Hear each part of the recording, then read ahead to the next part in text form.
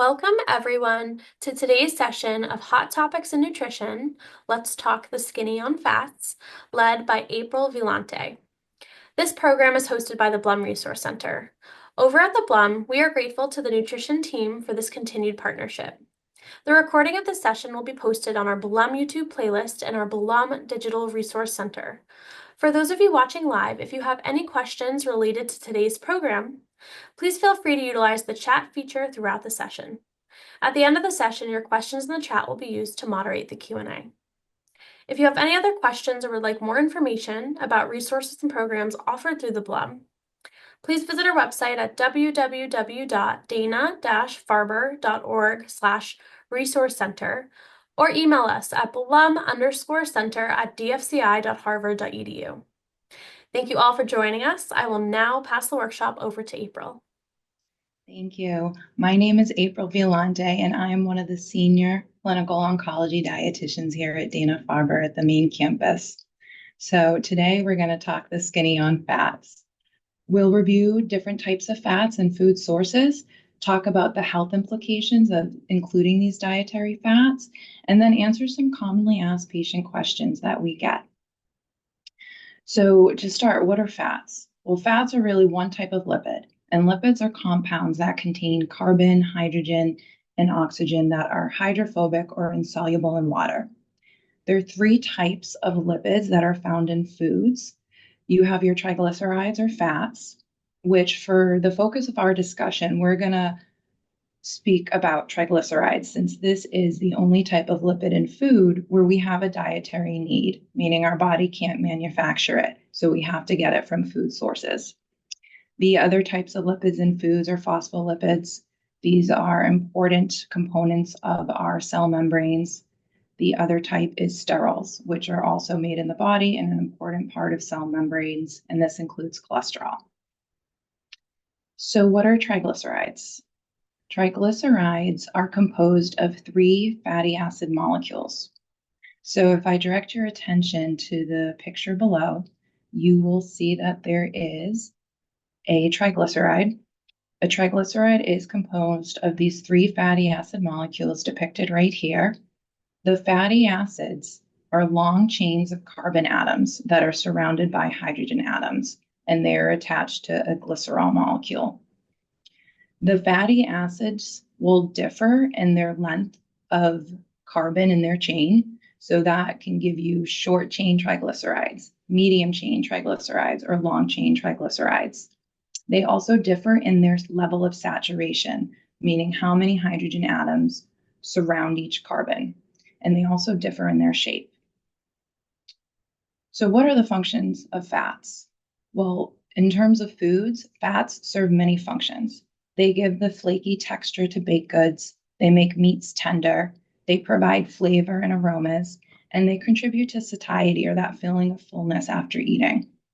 Fats also perform many important functions in our body, such as energy storage in the form of adipose tissue, insulation to help us retain body heat and maintain our body temperature, cushioning or protection of our internal organs, transport of proteins in blood, and they're part of cell membrane structure. So the types of fats that we're going to discuss are saturated fatty acids, unsaturated fatty acids, which can then be broken down into your monounsaturated and your polyunsaturated fatty acids. And then specific to polyunsaturated fatty acids, we'll talk about essential fatty acids. And then we'll also address trans fatty acids. So if I can direct your attention to this picture over here on the right, so what is highlighted is a saturated fatty acid. So these fatty acids have hydrogen atoms surrounding every carbon in the chain. So these foods are solids at room temperature. And an example of this would be butter. When talking about monounsaturated fatty acids, right here, monounsaturated fatty acids will lack a hydrogen atom in one region. So there's one double bond. So this affects the shape of the fatty acid chain. So these types of fats are mostly liquid at room temperature. And then lastly, the polyunsaturated fats down here, they will lack hydrogen atoms in multiple locations. So you will see two or more double bonds in the fatty acid chain. And these are the types of fats that are liquid at room temperature. But what's really important to note is that all fats and oils are a mix of both saturated, monounsaturated, and polyunsaturated fatty acids. So when talking about food sources, certain foods can be rich or good or food sources that are high in saturated or specific unsaturated fats. So when looking at saturated fats, this is where you will find high amounts in red meats. So kind of talking about some of the animal proteins. So you will find good amounts in beef, lamb, pork. Additionally, when it comes to poultry, especially with skin, you'll find saturated fat. And then other sources are lard and cream, full fat dairy, including butter, cheese, ice cream, your tropical oils like coconut, palm, and kernel oil, some baked and fried foods, and prepackaged foods, snacks, and desserts. So things like cookies, chips, snack crackers. Foods that are good sources of monounsaturated fats are foods such as avocados, nuts like almonds, hazelnuts, macadamia nuts, and so on, legumes like peanuts, peanut butter, almond butter, olive oil and canola oil, seeds like pumpkin and sesame seeds. And then good food sources of polyunsaturated fats include your omega-3s and your omega-6s. So for omega-3 fatty acids, which are polyunsaturated, fatty fish like tuna, salmon, so on, and plant protein sources or plant sources like your flax seeds, your walnuts, your chia seeds. Good sources of omega-6 are canola oil, soybean, and sunflower oil. And I just want to make note with canola oil, you'll see that listed under both monounsaturated and polyunsaturated. Because as I mentioned before, fats and oils are a mix of these different types of fats. So I do want to show you a visual kind of looking in that mixture. So first, I'd draw your attention to olive oil. Olive oil is very popular. It is well known from being a staple of the Mediterranean diet. So if you look at olive oil and you look at the blue bar in olive oil, that is the monounsaturated fats. So you see that relative to these other fats here, this has a pretty good amount. And you can see looking at the amount of saturated fat in orange that this is pretty small in comparison to some of the other options on this list. Next, I want to draw your attention to coconut oil, the very top. So what you can see is that the majority of coconut oil is saturated fat with a very, very tiny amount of both mono and polyunsaturated fat, which if you look directly beneath at butter, you'll see that butter has less saturated fat than coconut oil and does have some monounsaturated and polyunsaturated. And then lastly, to look at canola oil, which is directly under olive oil, you'll see that there is a very good proportion of monounsaturated fat in blue and polyunsaturated fat in green. So as I just mentioned previously with the last slide, something like canola oil is both rich and monounsaturated and polyunsaturated fat. And it does have a very small amount of saturated fat in relative to these other options. So now that we talked about those different types of fats, let's talk about fats and health. So the type of fat in our diet can either contribute to or protect against cardiovascular disease. Blood lipids, which are fats in the blood, include LDLs, which stands for low density lipoproteins. LDLs are commonly referred to as the bad cholesterol. LDLs deposit cholesterol on the walls of our arteries.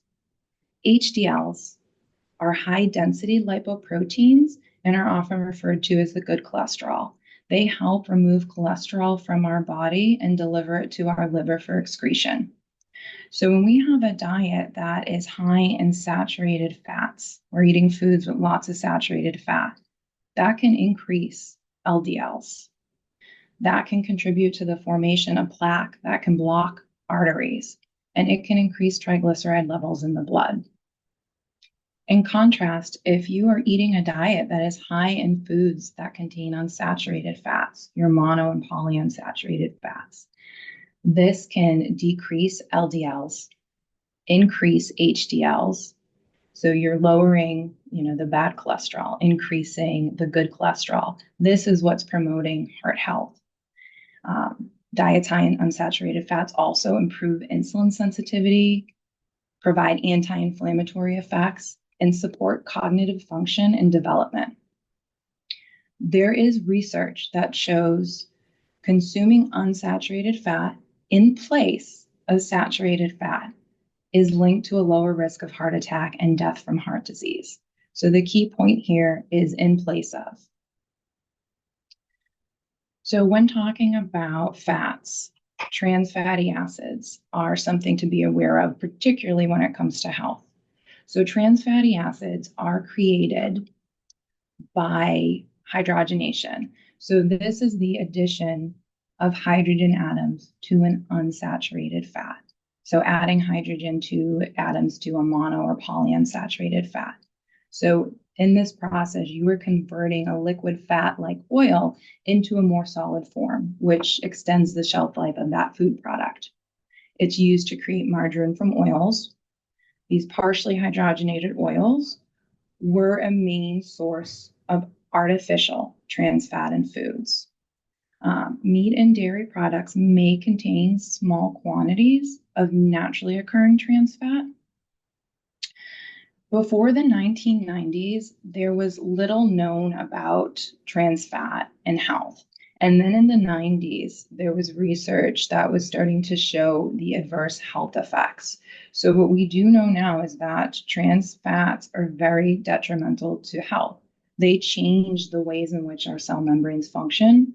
They reduce the amount of cholesterol that they reduce the removal of cholesterol from our body. So they can raise your blood LDL level as much as saturated fat, and they will lower HDL levels. So trans fatty acids are considered worse than saturated fats. So what are food sources of trans fatty acids? Well, generally processed foods. So when you think of processed foods, there's a variety of different types of foods like baked goods, pastries, cakes, pies, croissants, fried foods, frozen foods, margarines, and spreads. So based on an individual's food choices, you could be consuming high amounts of these foods, depending on what your diet looks like. So in 2015, the Food Drug Administration, or the FDA, deemed the partially hydrogenated oils as no longer generally recognized as safe. And they banned food manufacturers from adding PHOs to foods after June 18th in 2018. And they gave the food manufacturers up until January 1st of 2021 to be compliant. So while this has greatly helped reduce PHOs and trans fatty acids from foods or trans fat, there is still, the possibility that there are trace amounts in foods, because if a food does contain less than a half a gram of trans fat per serving, then the food manufacturers can list 0 grams of trans fat on a nutrition facts label. So current day, even though these have been greatly reduced in our food supply, if somebody's diet or the foods they're eating mostly consist of very processed foods, there's still a good chance they could be eating a pretty decent amount of trans fat. So for that reason, it is always important, if you are buying any food that is coming from a package and has a nutrition facts label on it, that you're looking at the ingredients list for partially hydrogenated oils, because it might say 0 grams of trans fat on the label, but it still could have a small amount. So looking for that on the label to try and avoid choosing that product. So moving along to essential fatty acids. This is something that many people have heard of, and this is a very common question that we get meeting with patients for nutritional counseling. So what are essential fatty acids? Well, they are actually two types of fatty acids that are polyunsaturated fats. These are the sort of fats that we have to eat from food sources because our body can't make them. And the first is linoleic acid, which is an omega-6 fatty acid that is found in soybean oil. The second is alpha linolenic acid, or ALA.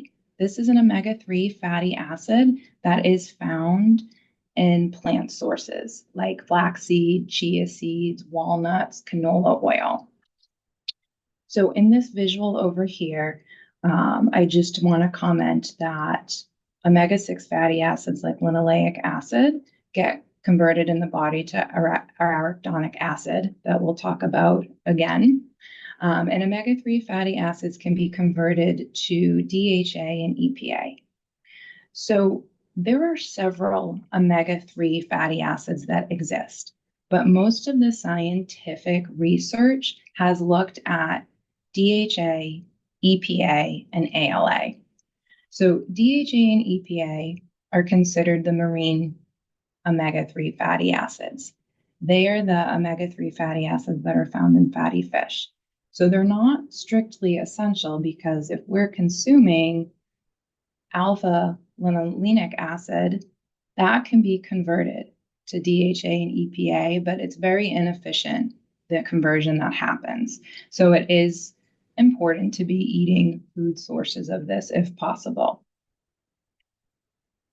So what are the benefits of including omega-3 fatty acids? Well, this can lower triglyceride and cholesterol levels, provide anti-inflammatory effects, may lower the risk for cardiovascular disease and death with cardiovascular disease. There's the potential to lower heart-related side effects from chemotherapy and radiation. So in talking about omega-3s, what is the role of omega-3 fatty acids with cancer prevention? It has been hypothesized that a higher intake of omega-3 fatty acids may reduce cancer risk due to the anti-inflammatory effects. Studies have shown inconsistent results. And I do want to note here that there are no randomized controlled trials or kind of the gold standard of research studies. The studies have been observational, prospective, case control, case cohorts, and it's been inconsistent results. Some have showed associations with a higher intake of omega-3s and or blood levels with a decreased risk of breast and colorectal cancer. Some have showed associations with higher omega-3 intake and increased risk of prostate cancer, while other studies have showed higher intake of omega-3 with a decreased risk of prostate cancer. And specific to the studies that looked at prostate cancer, a couple things to note was that, there was a difference of omega-3 levels in men with and without prostate cancer that was very small. So the significance of this difference was questioned. And then there's also the possibility that the disease or the cancer itself raised the omega-3 levels, and it wasn't a higher intake of omega-3 that was raising the disease risk. So bottom line, evidence is limited and more research is needed for cancer prevention, but including omega-3 fatty acids is beneficial for heart health. So one of the questions that we commonly get is, well, how much fat should we be eating? So in general, no more than 25 to 30% of your total daily calories should come from fat. So if you're eating a 2,000 calorie per day diet, that means you're not eating more than 55 to 66 grams of fat per day. Specific to saturated fat, the American Heart Association recommends consuming less than 6% of your total calorie intake from saturated fats. So if you're eating 2,000 calories per day, that means you need to be eating less than 13 grams of saturated fat. If you're consuming processed or ultra-processed foods, you could eat in a frozen pizza one serving more than 13 grams of saturated fat. It's worth noting here that there's no dietary need for saturated fat. When it comes to trans fat, you want to reduce that to absolute minimum, none. So check the ingredients list to make sure you're not getting something that has trace amounts of saturated fat in it. When it comes to your essential fatty acids, the omega-3s and the omega-6s, it is really just a small percent of our daily calorie needs to meet these requirements. So if you're eating a balanced and healthy diet and including good nutritious foods, you should be able to meet these. So for omega-3s, the ALA, it is 0.6 to 1.2% of your total daily calories. So again, just to give an example, if you're eating 2,000 calories a day, what that would look like as an actual food would be 7 to 15 walnut halves, or a little over 1/4 to 1/2 of an ounce to meet that requirement. Looking at omega-6s, your linoleic acid, 5 to 10% of your total calories. So that might look like 1.5 to 3 tablespoons of soybean oil or 1 to 2 ounces of walnuts if you're eating 2,000 calories a day. So the American Heart Association recommends eating fish 2 times weekly, particularly fatty fish, because fatty fish contains the omega-3s, DHA, and EPA. And examples of fatty fishes, besides tuna and salmon that were on a prior slide, are things like anchovies, herring, mackerel, sardines, bluefin tuna, oysters, mussels. Um, and in total, that would be 6 to 8 ounces per week. So having 2 servings of 3 to 4 ounces during the week. A hot question or hot topic that has come up is, should I avoid seed oils? So seed oils include canola, corn, cottonseed, grapeseed, soybean, sesame, sunflower, and safflower oils. And these oils have gotten increased media attention lately, labeling them as toxic or unhealthy. And the reason that, the concern has been sparked about seed oils is because they are extracted from crushed seeds with the solvent hexane, which in gas form is hazardous. The hexane does evaporate during the oil processing, which may potentially leave limited, if any, residual hexane in liquid form. The thing about the hexane is that, there could be exposure to hexane in the environment from gasoline. So it's hard to tease out, is there even any left in the oil after that point? The other concern is that they contain the omega-6 fatty acid, linoleic acid. So linoleic acid is converted to arachidonic acid, ARA. ARA is the precursor to several potent pro-inflammatory mediators. However, only a small amount of linoleic acid is actually converted to ARA. The other thing that comes up is that, seed oils are very commonly used in fast foods, restaurant foods, prepared and ultra processed foods. So generally, if, the consumption of seed oil is very high in somebody's dietary intake, it could be because they are consuming a diet that is higher in these prepared processed foods. And the concern here is that the repeated heating of these seed oils up to high temperatures in a commercial fryer, that can create trans fats and other chemical contaminants. So what does the research say? So studies in healthy humans have found that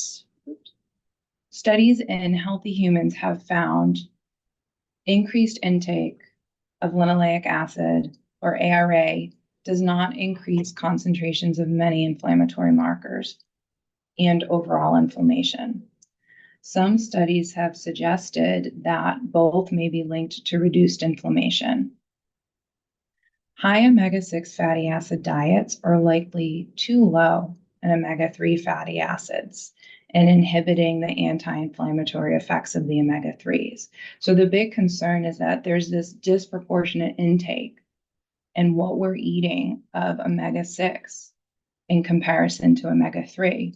So it has been found that in a Western American diet, that the ratio of omega-6 to omega-3 in a typical diet might be a ratio of 10 to 1 or 20 to 1, where a more ideal ratio of omega-6s to omega-3s is 2 to 1 or 1 to 1. So bottom line, it is okay to include seed oils in moderation as part of a healthy and balanced diet. You want to be avoiding ultra-processed and commercially fried foods. And another thing to note is that if something is ultra-processed, it is not only going to potentially have, seed oils in higher concentrations, it also is going to be a high source of saturated fat. It's also going to likely have added sugars, lots of salt, and also be calorically dense. So omega-6 fatty acids are healthy when they replace saturated fats. But you really want to be prioritizing your omega-3 fatty acid food choices so that way you're not eating this disproportionate balance. So just to show you a comparison, I have highlighted here canola oil and soybean oil. So canola oil, one of the seed oils, it contains as a main fat source monounsaturated fats and polyunsaturated fats. It is both a moderate source of omega-6s and a moderate source of omega-3s, and it has a high smoke point. So this is perfectly acceptable to use in moderation. Soybean oil. The main fat source is polyunsaturated. It's a high source of omega-6, but it's also a moderate source of omega-3 and has an even higher smoke point than canola oil. So again, okay to use in moderation. So what about coconut oil? Coconut oil is something in recent years that has become popular in terms of health claims and us getting questions about, should I be incorporating this into my diet if I'm not eating it? Well, coconut oil is 80 to 90% saturated fat, and it has trace amounts of your mono and your polyunsaturated fat. The primary fatty acid in it is lauric acid. It compromises about 50%, which in some studies has been found to raise LDL and HDL cholesterol. Studies looking at intake of coconut oil have shown increased levels of LDL and cholesterol. Per the American Heart Association, there was an advisory statement in 2017 where it was recommended to limit all saturated fats, including those coming from tropical oils like coconut oil. And the health claims about coconut oil and all the advantages are really referencing coconut oil that is 100% MCT, which is medium chain triglyceride.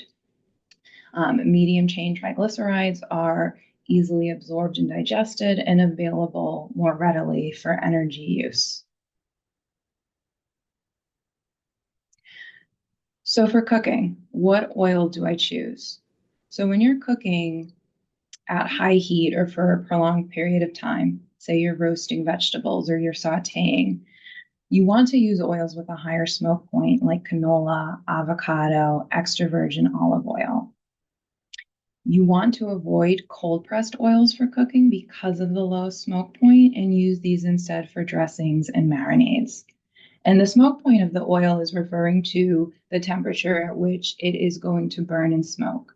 Because at that high temperature, when it is smoking, that is potentially releasing chemicals that are carcinogenic. So what are the best fat containing foods to summarize? Where should I really be focusing on what to eat? So again, focusing on the monounsaturated and the polyunsaturated fats. So foods like avocados, your nuts, almonds, hazelnuts, macadamia nuts, cashews, pecans, pistachios, legumes, extra virgin olive oil, canola oil, avocado oil, your seeds, fatty fish, flax seeds, walnuts, chia seeds. So here are references, and I'm happy to take any questions. Thank you so much, April, for that important program on fats. Um, I don't think we had any questions come in, but to our audience that are on now, if you have any questions, please submit them into the chat, and then hopefully April can answer them. But as I mentioned earlier, the session was recorded and it will be posted on our Blum YouTube playlist. So please keep an eye out for that. Thank you for your time, April, and thank you to those of you that logged on. And we'll give it a minute for any questions to come in. Okay, great. And thank you for having me.